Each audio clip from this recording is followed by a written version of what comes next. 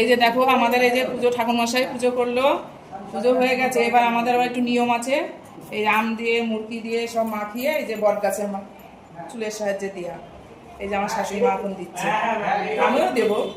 তারপরে এই যে এখন জল দিয়ে তারপরে গাছকে আবার পাখা দিয়ে হাওয়া করবো।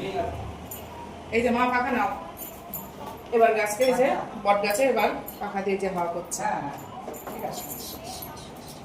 আমি আম ছাড়াইছি, সেই আম দুটো এই যে এখন নিয়ে নিচ্ছি, এর মধ্যে অল্প অল্প করে নিয়ে নিচ্ছি। নিয়ে এই যে বট গাছে, আমাদের আবার নিয়ম আছে চুলের সাহায্যে বট গাছে লাগাতে হয়। এই যে আম দিয়ে এই যে মুরগি দিয়ে খই দিয়ে মেখে নিলাম, মেখে এই যে গাছে বট গাছে লাগাবো। এটা আমার শাশুড়ি মায়ের নিয়ম।